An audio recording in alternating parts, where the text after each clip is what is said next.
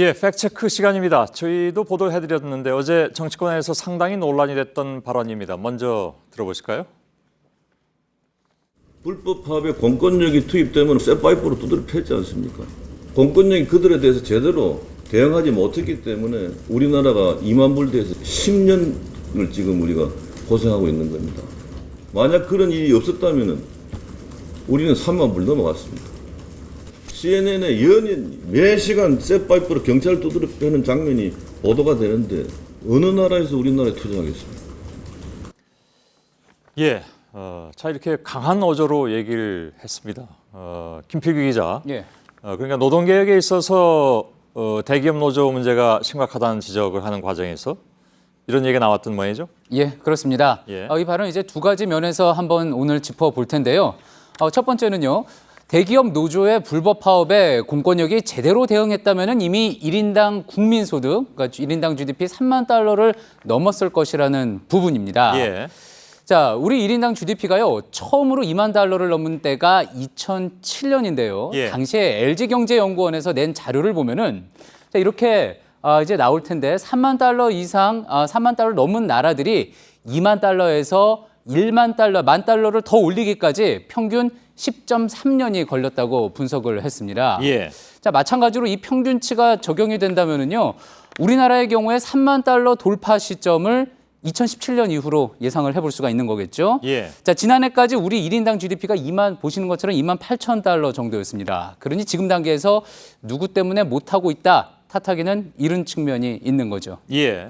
근데 이제 저 나라들이 3만 달러를 달성하기까지의 시간이 평균 10.3년이라는 것이지 각 나라마다 경제 사정이 좀 다를 수가 있으니까 예. 더 빨리 간 곳도 있고 늦게 간 곳도 있겠죠. 그렇습니다. 예. 한국 같은 경우에 더 빠를 수도 있는 것 아니냐 이런 지적이 나올 수 있는데요. 예. 말씀하셨던 것처럼 룩셈부르크의 경우에는요. 1인당 GDP가 2만에서 3만 달러가 되는데 3년밖에 걸리지 않았습니다. 예. 그리고 또 일본은 6년이었습니다. 룩셈부르크는요. 세계 최고 소득 국가입니다. 그러니까 좀 논외로 볼 수가 있고요. 일본 같은 경우에는 80년대 말 엔고에 힘입어서 속도가 빨랐다는 분석입니다. 예. 반면 또 보시는 것처럼요. 미국은 10년 걸렸고요. 핀란드와 스웨덴은 각각 16년이 걸렸습니다. 예. LG경제연구원에서요. 당시에 2007년 당시의 경제 상황을 유지한다면은 한국의 3만 달러 돌파 시점을 2015년으로 봤었는데요. 지금 일단은 불가능한 상황입니다. 예. 이 부분 어떻게 볼 수 있을지 직접 한번 들어봤습니다. 예. 2만 달러니 3만 달러니 수치는 사실은 환율 변동에 따라서 크게 바뀌기 때문에 글로벌 외환 위기를 맞으면서 3만 달러 달성 시점이 많이 늦어진 것 같고 금융위기 이후에 우리 성장 활력 자체도 한 단계 좀 떨어지면서 3만 달러 달성을 더 어렵게 하는 흐름도 작용했던 것 같고요. 예. 이 얘기를 들어보면 이제 노조 문제라기보다는 환율하고 성장 동력 부분을 언급하고 있는 것 같습니다. 예, 그렇습니다. 최근에 또 현대경제연구원에서도요, 2만 달러 시대에서 이제 3만 달러, 4만 달러 시대로 넘어가기 위해 무엇이 필요한지 연구를 한 자료가 있는데요. 예. 앞서 이 3만 달러를 넘은 선진국 사례를 보면은 그 시기에 민간 소비가 증가하고 가계부채도 떨어졌다. 그랬지만 한국은 오히려 이 시기에 지금 소비가 줄고 부채도 느는 게 문제다라고 지적을 했습니다. 가계부채 엄청나죠 지금. 예. 예. 한국 경제에서 이 노사 문제도 분명히 중요한 이슈지만 전적으로 이 때문에 3만 불 시대가 발목 잡혔다고 말하기는 힘든 대목인 겁니다. 예. 자, 그리고 두 번째 짚어볼 것은요. CNN의 연일 쇠파이프로 경찰 때리는 장면이 보도되는데 어느 나라가 이런 걸 보면서 과연 투자를 하겠느냐 했던 부분입니다. 예. 실제로 이런 장면들이 많이 나가지 않았습니까? 예, 과거에 그랬는데 최근에도 그런가 한번 짚어볼 부분이 있다는 지적입니다. 예. 실제 CNN에서 그런 장면이 최근 보도된 게 있었는지 홈페이지와 구글을 통해서 검색을 해봤는데요. 예. 2009년 7월 쌍용차 사태 이후로는 어떤 그런 보도를 찾을 수가 없었습니다. 6년 전에 나오고 그 이후에는 안 나왔다 그런 얘기인가요? 예, 그래서 좀 더 확실하게 해보기 위해서요. CNN 미국 애틀란타 본사에 있는 국제 뉴스 소스 서비스 팀에 연락을 해서요. 예. 한국 노조가 공권력 상대로 혹은 경찰을 상대로 폭력을 행사한 것과 관련된 보도 내역이 있는지 한번 알아봐 달라 부탁을 했습니다. 다각도로 알아봤군요. 예, 쌍용차 이후로는요 방송한 기록을 찾을 수 없다는 답변이 왔습니다. 예. 물론 뭐 찾는 과정에서 누락된 게 있을 수는 있겠지만 앞서 이야기 나왔던 대로 연일 방송되는 수준은 아니라는 점은 확인을 할 수가 있었습니다. 예. 물론 이제 그 김무성 대표는 CNN을 예를 들어서 얘기했으니까 CNN을 저희들이 직접 확인을 해본 것이고 CNN 말고 다른 곳에서 보도된 적이 있는 건 아닐까요? 그렇다면? 그럴 가능성은 뭐 있을 수도 있습니다. 예. 근데 아무튼 뭐 CNN을 예를 들었으니까 그건 저희들이 파악을 해본 것이고요.